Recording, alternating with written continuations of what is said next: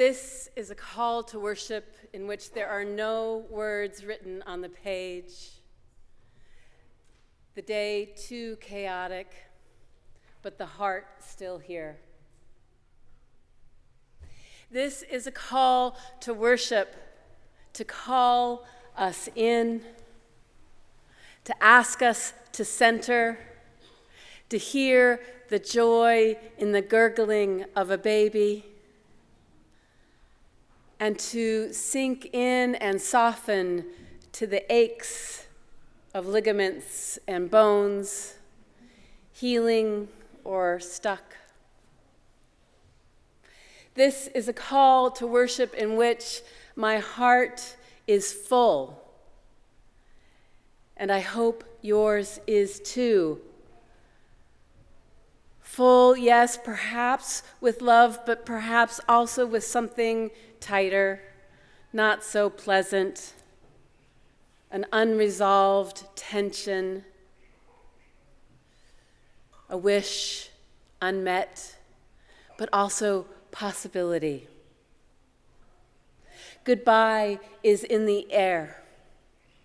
Goodbye to Rowan today, next week to James. Hello is in the air, and everything in between. This is a call to worship in which I share what is on my heart and hope it is acceptable to you. I invite now forward our chalice lighters, who will say the words and lead you in saying them with them.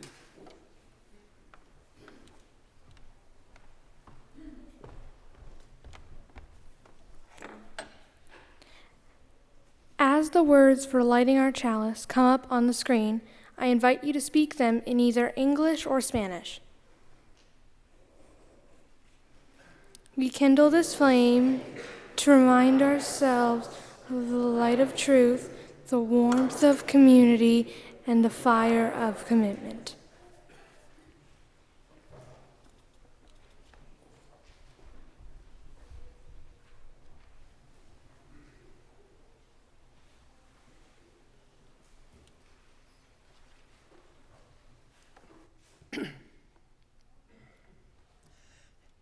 Good morning. Good morning to each of you here in the sanctuary and those of you joining us online. Welcome to worship at the First Unitarian Universalist Society of Burlington, Vermont. This is Sunday, June 9th, 2024, and we are surrounded by birds and blooms in this sanctuary. I'm Judy Brooke, a member of the Worship Associate Team, and I use she, her pronouns. We are a Unitarian faith community rooted in the heart of Burlington in the Lake Champlain watershed, which is shown on this wonderful triptych behind me. It almost looks like a circulatory system, and in fact, it is. If you'd like to follow along with an order of service, you can scan the QR code in the gray hymnal. It's in the front.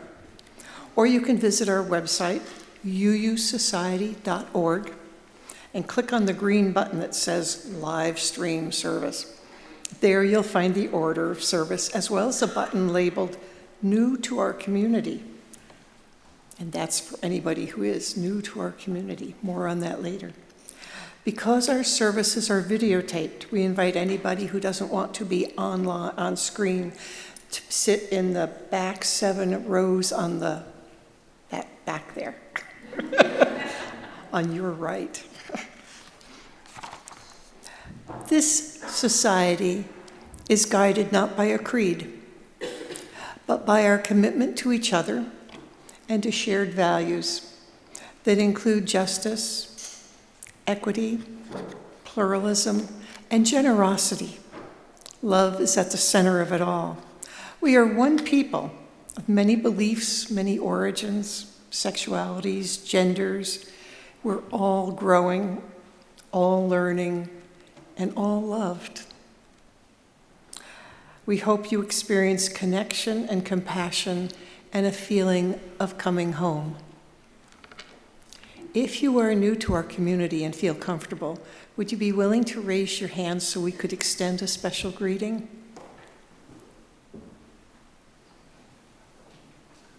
Oh, back there. Welcome.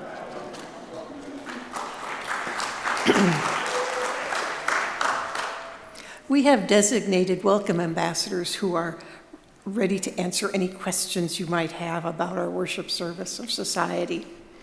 And our welcome ambassadors will be at a special table downstairs in the community room for coffee hour, which follows this service. And you can reach that by going through this door and either down the elevator or the stairs.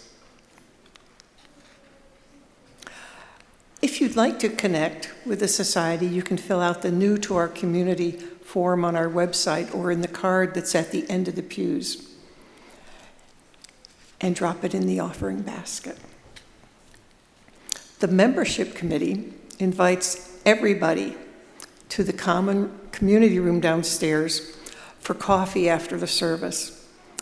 They look forward to greeting you at the Welcome Ambassadors table during coffee hour and are excited to get to know you and are here to answer any questions you might have. They say we'd also like to extend a warm invitation to other UU members to come over and introduce yourselves. Your presence will help create an even more inclusive and welcoming environment for our newcomers. And after the service, in the parlors, thank you, if you are baffled by realm, okay, you are, okay. It's our society's online system for members and groups and committees to meet and greet online and coordinate what is going on, okay? Oh, I'm sorry, Susan B. Anthony Room. Thank you, Jeff. So if any of you had that awkward giggle just now, we'll see you there, okay? Today's service has lots of moving parts: a flower ceremony, a child dedication, a bridging ceremony. It's our multi-generational service, so children will be with us the whole time, but the nursery downstairs is open if you need it, and there will be care there. And friends, whatever it took for you to get here this morning, wherever you've come from, wherever you are, whatever burdens or joys you're carrying, you belong here. Your whole self is welcome here. So come, let us worship together.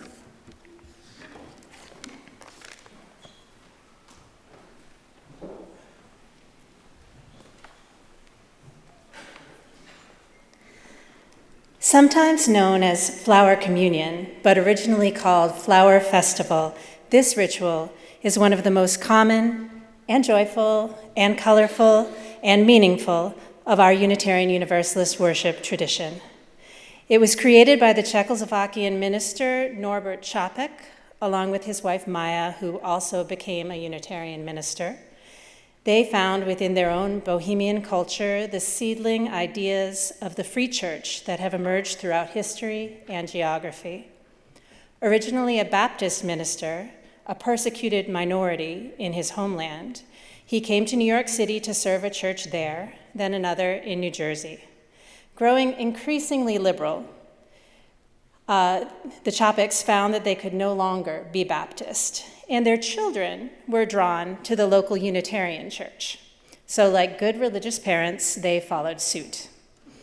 A year later, they returned to Prague and founded what would become the largest Unitarian congregation in the world, over 3,200 members. It was there that Čapek created the Flower Festival in 1923, 101 years ago this week. His intention was to create a ritual of togetherness and hope, and to do so, he looked to the countryside and created a simple service using flowers and nature. Our flower festival is in 2 parts. And it's been a little bit confusing because you have this new minister who's making you do it different than you're used to. She does not apologize. Our intention is for a multi-generational experience that involves everyone here who is in attendance.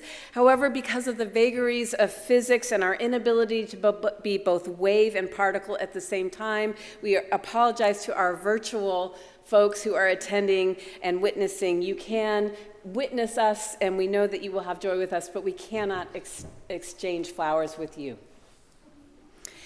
Do not worry if you did not bring a flower. You might have forgotten, you might not have known. That's okay. We had flower ambassadors who were handing them out, and as you can see, we have extras available. No worries. For those of us, though, who have been holding on to our flowers patiently, I now invite children in the congregation, children and youth who are so moved, to get up and move around the sanctuary. Find people who have flowers, collect them, and bring them forward to one of the 3 places where they are. For those of you who are upstairs, because people under 10 cannot go up there, I'm hoping you'll gather them up and bring them down, and someone will take them from you.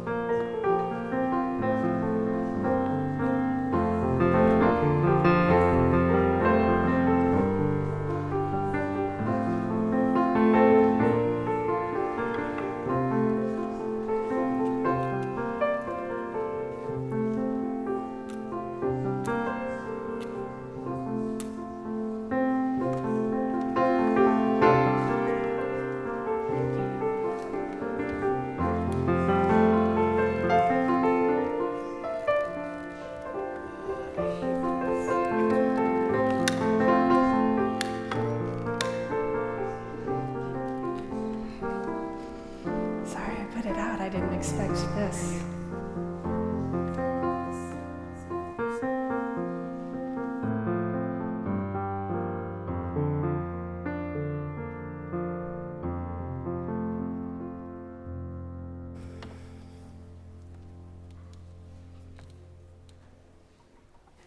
It takes a village. And it takes a village to save us from ourselves, I think. Thank you, Jeff. Today we have the opportunity to raise the pulse of joy, for we are dedicating 2 children this morning. Dedicating a child in Unitarian Universalist tradition, blessing with symbols of water, air, fire, and earth. We acknowledge that each child is a gift from the universe, entrusted to our care, that every child is a miracle, an opportunity to recognize the power of love, a chance to give thanks for the beauty of this world, a reminder that no one is brought up alone, and that every person born is meant to be part of the vast conspiracy to heal our common life. I now invite Rose, JB, Emerson, and Vera to come up here on the chancel with me.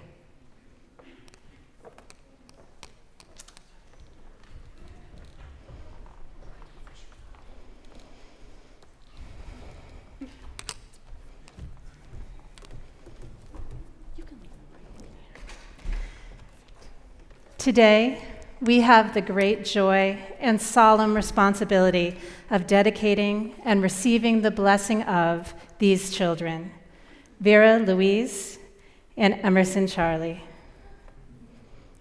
Every child born into this world is something new, something never before, original and unique. Every child carries within them gifts from those who are part of their creation, as well as a spark of the divine. Emerson Charlie, you carry the spark of the divine. Vera Louise, you carry the spark of the divine. Your family was complete before you arrived. Now that you are here in age-old magic, they are more complete. They shall do their best to teach you.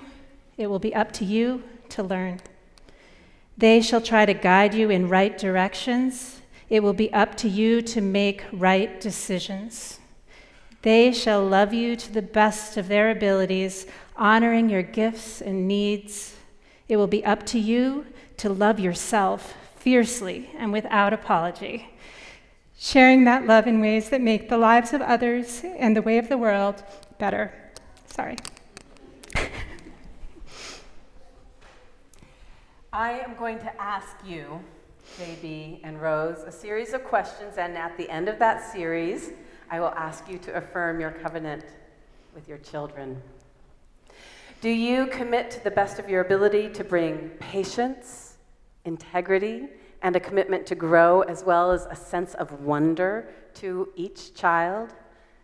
Will you accept and cherish your children for who each is and who each will become? Will you believe in each child and in their capacity to bring goodness into the world? Do you promise to love and protect them, giving them space without letting them go? If so, please answer, we will. We will.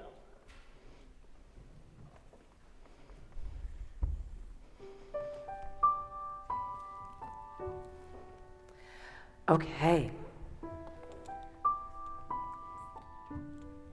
Emerson and Vera, this is water. In fact, some of our own homegrown holy water, blessed by this congregation. May you find your thirst quenched. May you know the joy of hard work.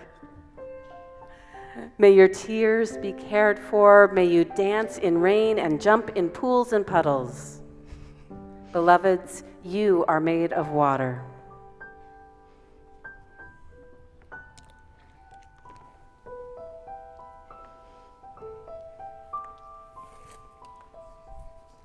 Children, this is air. May your lungs be full of fresh, sweet air. May you know the joy of a good, deep laugh. May you have a life full of scents and breezes and sighs. May you find your voice through song, whispers, and shrieks. Beloveds, you are made of air.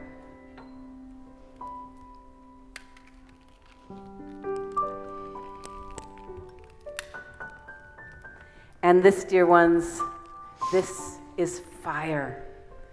May it remind you of the divine spark of all creation that is in you. May it inspire your commitments for love and justice. May you be kept warm by community all around you. And may all your days be bright because you are made of fire.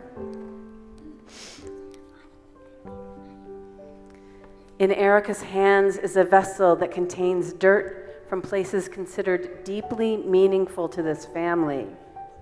We have mixed the soil up, but it does not we are spreading now the meaning.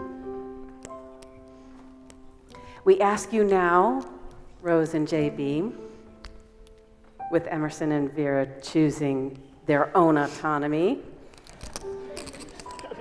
to touch dirt to your feet, for you are mischief makers, touching your feet to the earth. May you find yourselves at home wherever you are on this earth and wherever those feet take you. Our love will go with you always. Beloveds, you are made of earth. And you cherished souls. Here is a flower made of all of these elements. It is, in fact, a thornless rose, for at your tender age, we take on the responsibility to remove from you all harm that is within our power to do so.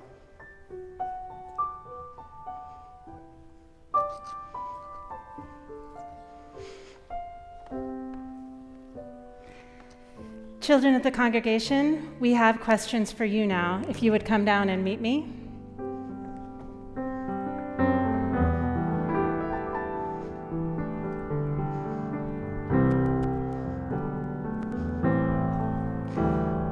I'm going to ask a series of questions and you can answer at the end. Do we have any more children who'd like to come?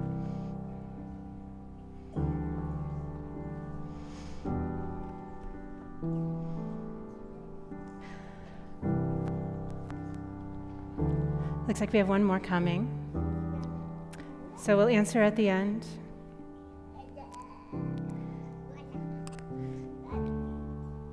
Look up at Vera and Emerson.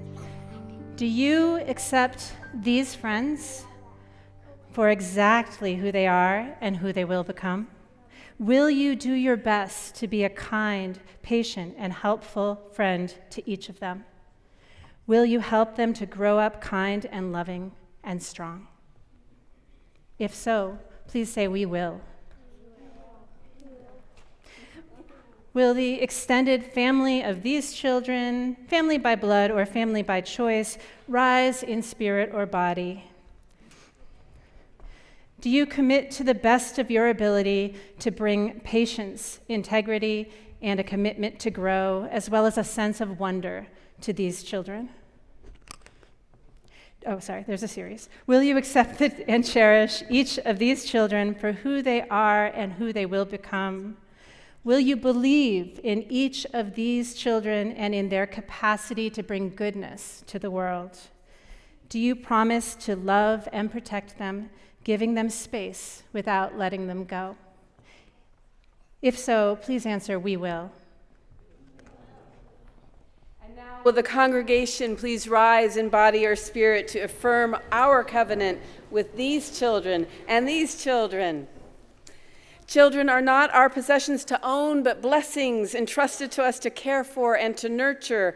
As the religious community of these children, it is right that we accept a measure of responsibility to care for them and for their parents. Do you acknowledge this responsibility to care for members of the next generation? And to the best of your ability, will you welcome these children into your midst with open hearts? Will you do your best to remember and call them by their name when you encounter them in the world or here or elsewhere? Will you do your best to protect them from harm and to prepare a world worthy of them and all our children? If so, will you please answer, we will. We will. And with that, let there be a great huzzah that goes out from the crowd. Don't sit, don't sit, don't sit. We're going to sing together. We're going to sing hymn number 368, Now Let Us Sing, and it comes in two parts. The lower part goes like this. Now let us sing. Sing, sing, sing, now let us sing. More guitar, sing, sing, sing. Lift up your voice, be not afraid. Now let us sing to the power of the faith within. You got that part? Okay, great. There's a part on top of that. It goes like this. Now let us sing, sing to the power of the faith within. Sing to the power of the faith within. Lift up your voice, be not afraid, sing to the power of the faith within. Now let us sing, sing to the power of the hope within. Sing to the power of the hope within. Lift up your voice, be not afraid, sing to the power of the hope within. Now let us sing, sing to the power, love within. Sing to the power of the love within. Lift up your voice, be not afraid, sing to the power of the love, joy. Sing to the power of the joy within. Sing to the power of the joy within. Lift up your voice, be not afraid. Sing to the power of the love within. Can we do it one more time? But let's do it with a little bit of rhythm to our own bodies, yeah? We act like we just didn't have a chance to celebrate life and to celebrate flowers. I know it's raining outside, but the sun can be shining in here, right? Can you help me out? 1 and 2 and 3 and the 4. 1 and 2 and 3 and the 4. Now let us sing to the power of the faith within. Sing to the power of the faith within. Lift up your voice, be not afraid. Sing to the power of the faith. To the love, sing to the power of the love within. Sing to the power of the love within. Lift up your voice, be not afraid. Sing to the power of the. One more time, now let us sing to the joy of the joy within. Sing to the power of the joy within. Lift up your voice, be not afraid. Sing to the power of the joy within. Thank you. You may be seated.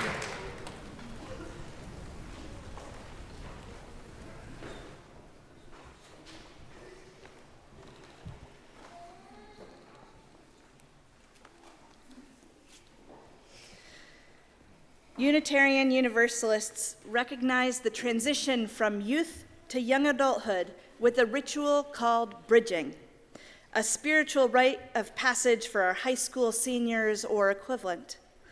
This marks the process of leaving the youth community to finding one's place amidst the community of Unitarian Universalist adults. Today, we will honor the young people who will cross the bridge and receive gifts from the congregation. Isaac Wood Lewis, please come forward along with your parents, Valerie and Michael. They have been alongside you for this journey. Memphis Everest and Theo Rosno are also bridging, but were unable to be here with us in person. Isaac, would you like to share a bit with us? Yeah, sure. Good morning, everyone. Good morning. My name is Isaac. I've been coming here and attending services for my whole life now, which in a week will be 18 years. And I'm very grateful for all the time that I've spent here, especially the time that I had with the youth group, all the friends and memories that I made there. And I look forward to kind of spreading the UU spirit of peace and love through whatever work I get to do next. So I thank everyone in this community for my time here.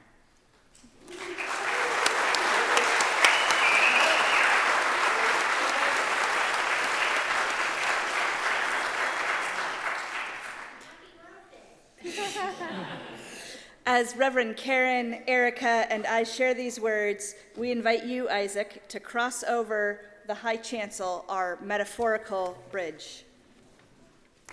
Today we honor the youth among us, you who are stepping beyond and away and towards.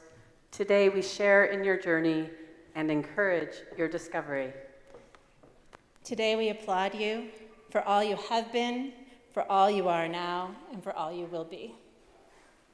Today, you cross this bridge that you cross quite well. Go now and explore with wonder. We will support and nurture you. Today marks an ending so that you may begin again to hope and do and learn and be. Today you cross this bridge. Go now and explore with wonder.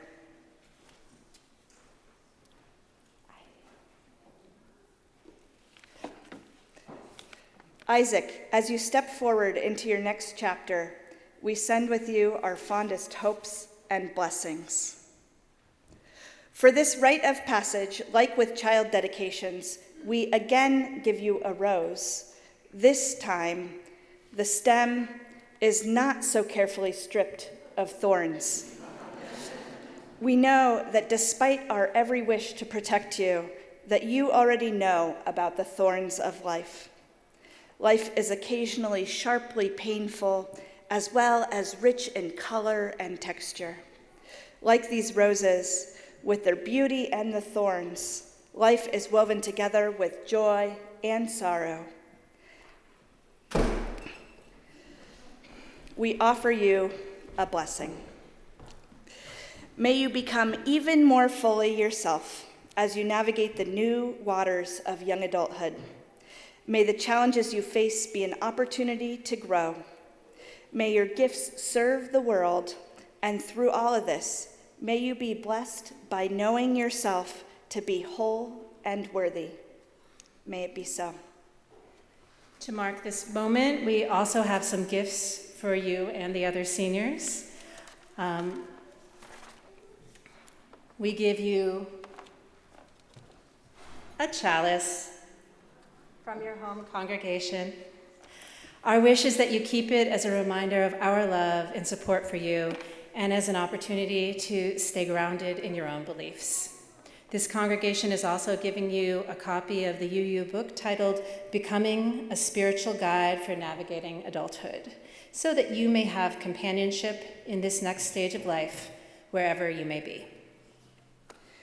We know that this whole congregation has been a part of supporting the youth and the parents up until this point, and we want to make sure that they feel it.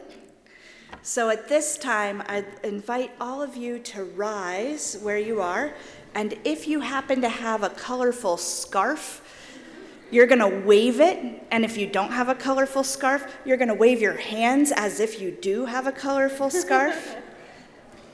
And I invite the three of you to recess down the center aisle as you feel the warmth and joy of this community. May you feel the warmth of this community as you continue on your journey.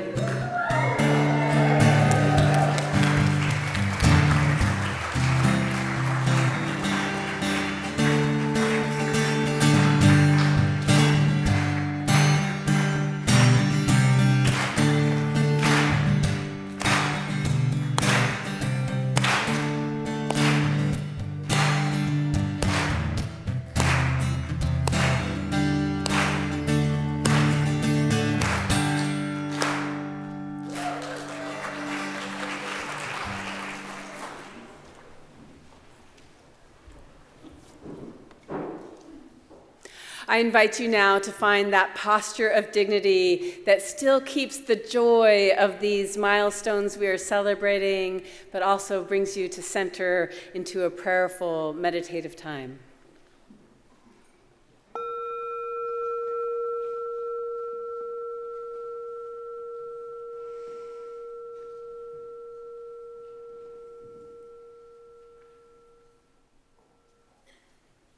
We open to the echoes of the natural world, those that are generative, and those that remind us of how hard last summer was, with its northern wildfires burning last June, tainting the air here and so many places. And we begin to feel the echoes of last July as we approach this July, the too much rain and the devastating floods. We want to express gratitude for our place here in this interdependent web, and yet some of us, maybe all of us, find ourselves holding our breath. Still trauma running through us this year. May it run through and out of us. We give a complicated thanks for the 4 people held hostage for 8 months by Hamas, who have been reunited with their loved ones, and that for them there is a new chance at life. And we take a moment of silence for those who are still held hostage and those who have died while being held hostage.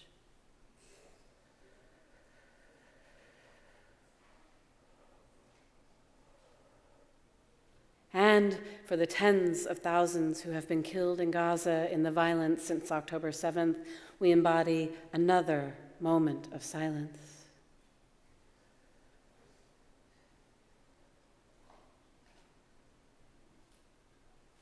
And for those who are moving us towards an end to the violence, even if those are means that we would not choose ourselves, even if it seems like it's not yet making a difference, may all of the ways in which peace is being attempted to be built alongside justice, we lend our hearts and our lips to offer praise for those actions. And we give thanks for bodies that heal and for medical providers who bring their knowledge and skill to amplify that healing. We hold in the circle of care Tom, who is here today as he heals from surgery. May this time of slowing down, of having to depend on the kindness of others, be a time that is, if not an easy teacher, a wholesome one. And in this circle of care, we hold all who loved Sylvia Holden, who did die this past Wednesday evening, surrounded by some of the many who love her. And while we hold her son, Alfred, and his husband, Michelle, and her other son, Jeff, in our hearts, we know that the family Sylvia cultivated in those 94 years was deeper and wider than biology and blood. And so we hold all those in our hearts, for there were many who kept vigil with her in those final days and hours. And in the way of life and its circle, its going and its coming, we celebrate that at the exact same time that Sylvia was leaving this realm, a new life entered the world and entered this congregation, the child of Amelia and Louis, the grandchild of Todd and Chris. To them we say Mazel Tov.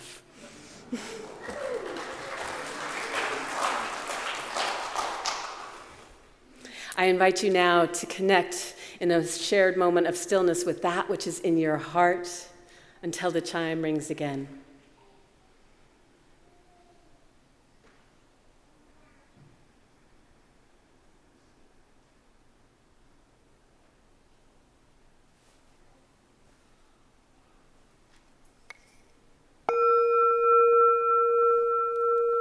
Amen.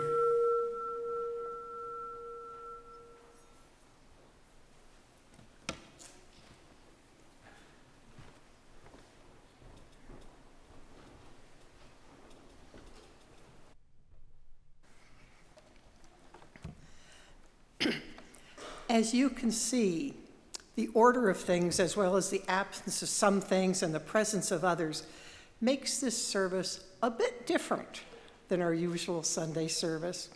if we ever have one of those. Reverend Karen has already invited us into prayer. I'm not going to be inviting you to take part in our usual stone ritual. Given the moving parts of our flower festival, we have opted to set up a stone ritual table in the back for those who are drawn to set down a stone at any time in the service. Now or at the end or in between or not at all. And now I'm going to invite us into the practice of generosity, which we get to do while being accompanied by beautiful music. As we do every Sunday, half of what we gather goes into one of our community partners living out our shared values in the world. This month, our offering is being shared with the Chittenden Asylum Seekers Assistance Network. It's a volunteer group of interfaith individuals and people of goodwill in Chittenden County who assist people seeking asylum in our community. Since 2019, CASAN has assisted numerous families from different countries who are in our community while they are in the legal process of seeking asylum. This assistance includes financial support for daily living expenses, help finding housing, rides to doctor's appointments, and more, friendship and social outings, and connections to local resources and services. Your offering can be placed in the basket at the top of either side of the aisle, or you can give electronically by going to our website and clicking on Donate button, then share the plate on the drop-down menu. Let us begin.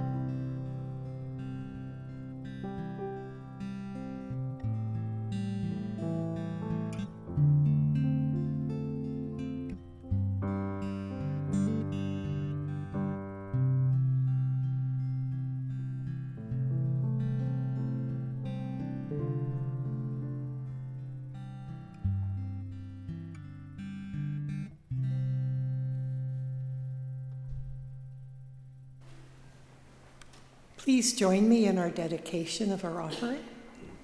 With gratitude, we dedicate these gifts in the service of our mission to inspire spiritual growth, care for each other and our community, seek truth, and act for justice.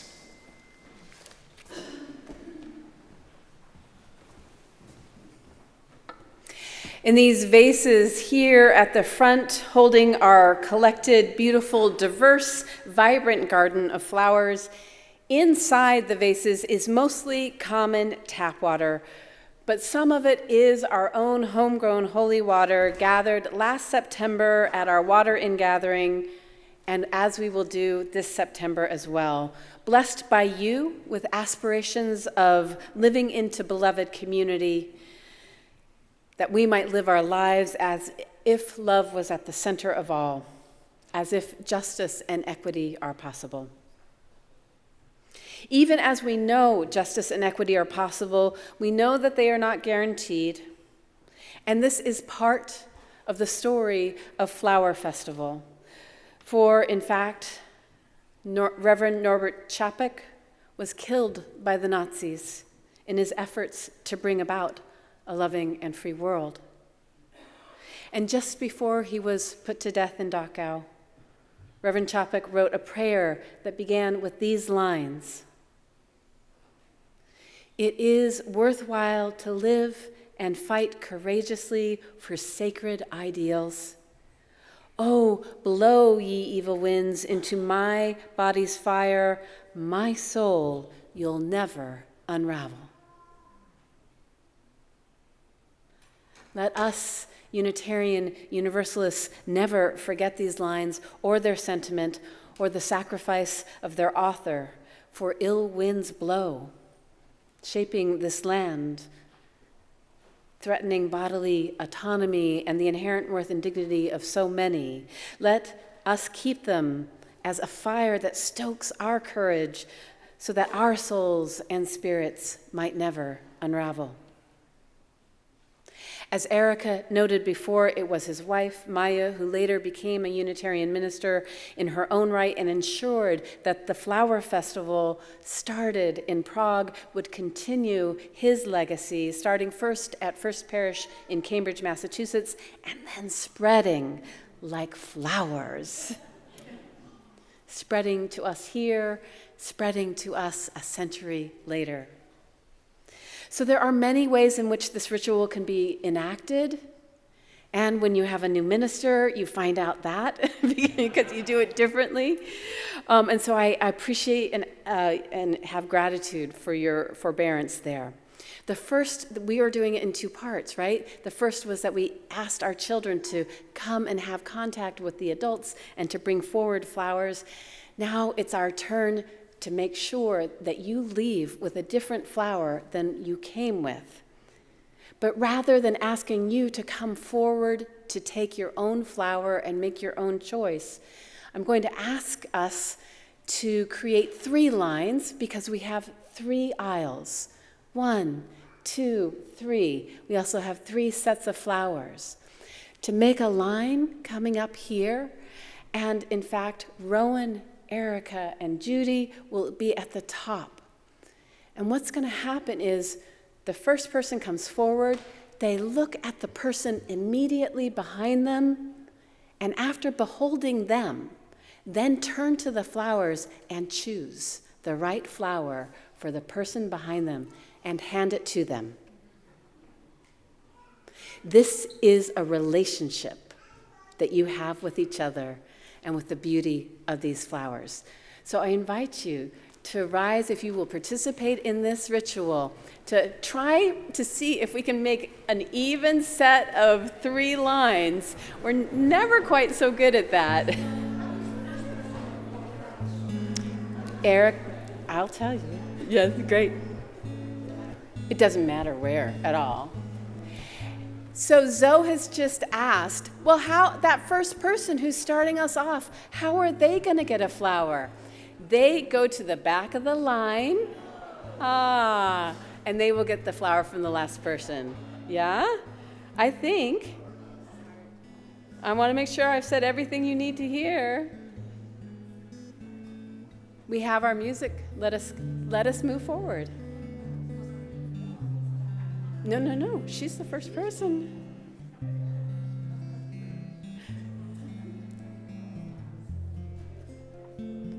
If you can. So Rowan and Erica and Judy are going to the back of the line.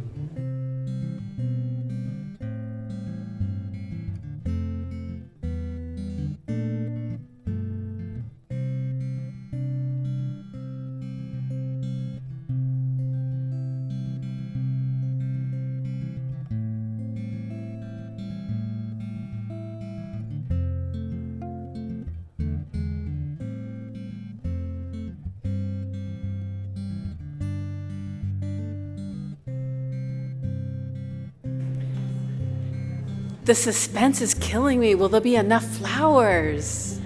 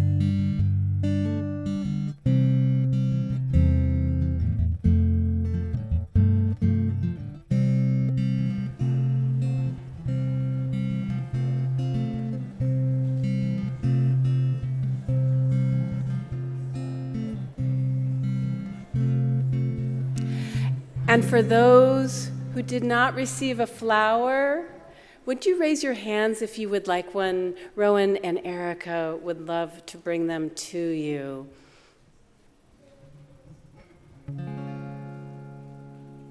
I see a hand over there.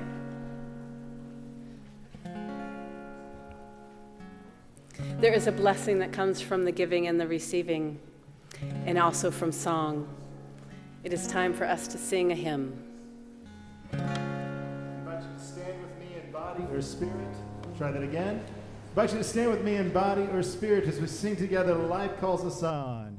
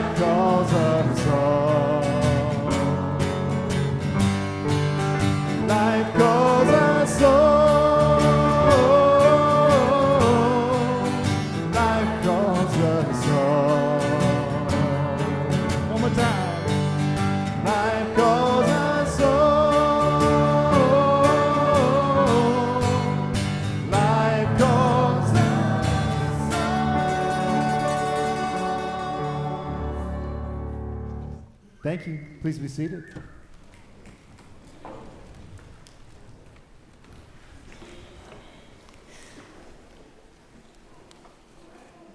One of the only good things about goodbyes is that they are a chance to express appreciation.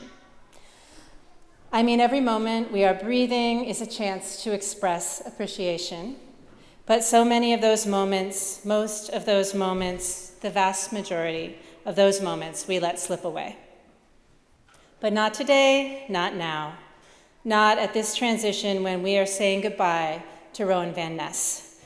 It must be said that this is a goodbye that is coming a year too early, not because of some grand plans or a lucky lottery win, but because of fiscal demands and a budget that cannot afford this position.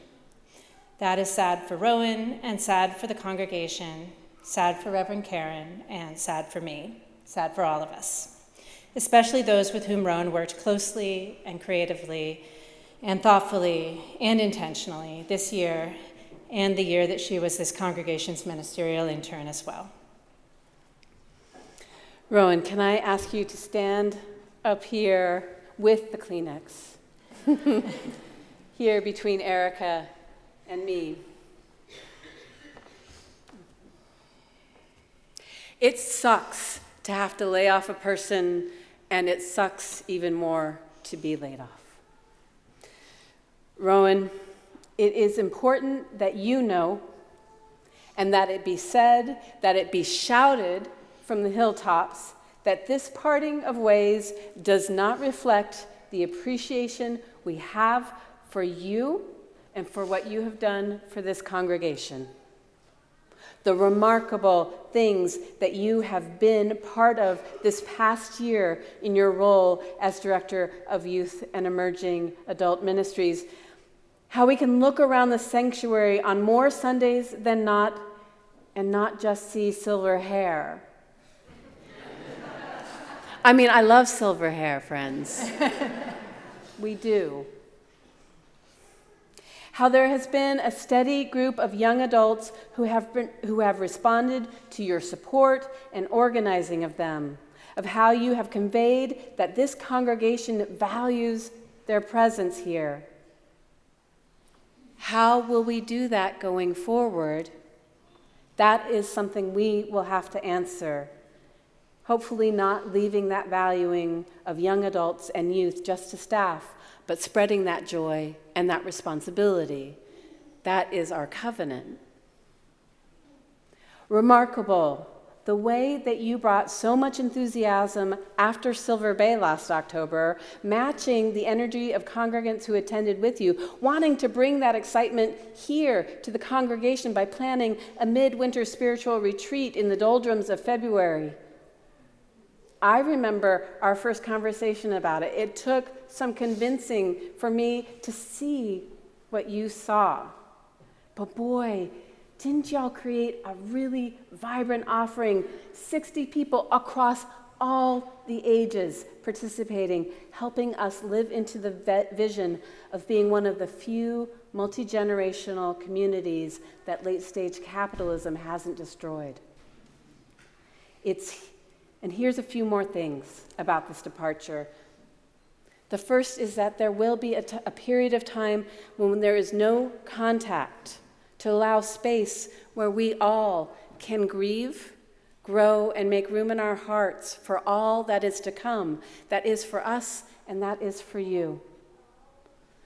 And just as a point of reference, I ask you, because it would be helpful to Rowan, if you would at this time refrain from asking her what is happening next. It's just a little too close to home right now, and we care for her in that way.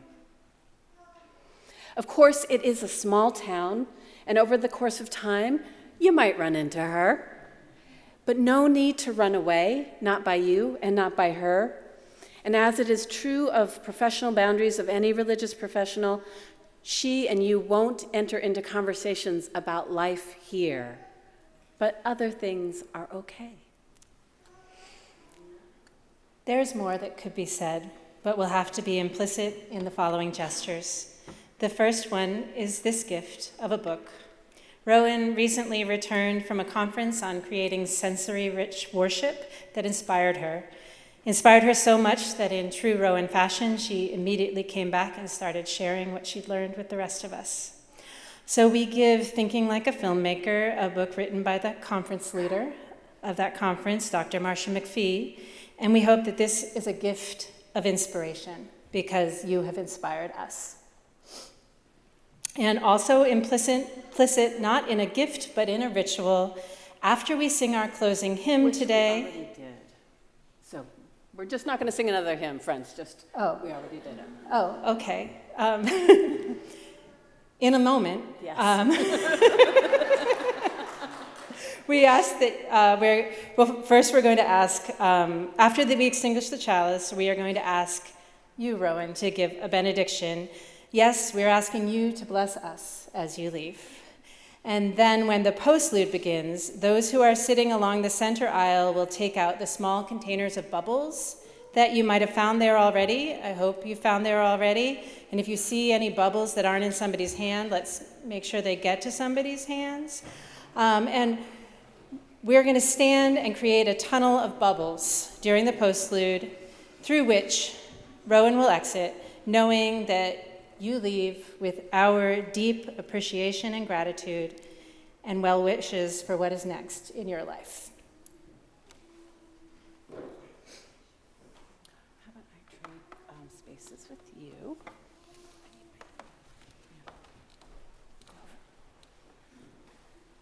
Clover.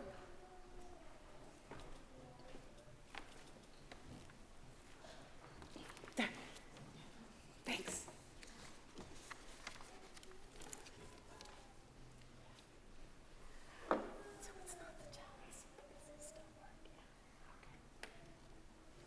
Please join us in saying the words for extinguishing our chalice. They will soon be on the screen, either English or Spanish.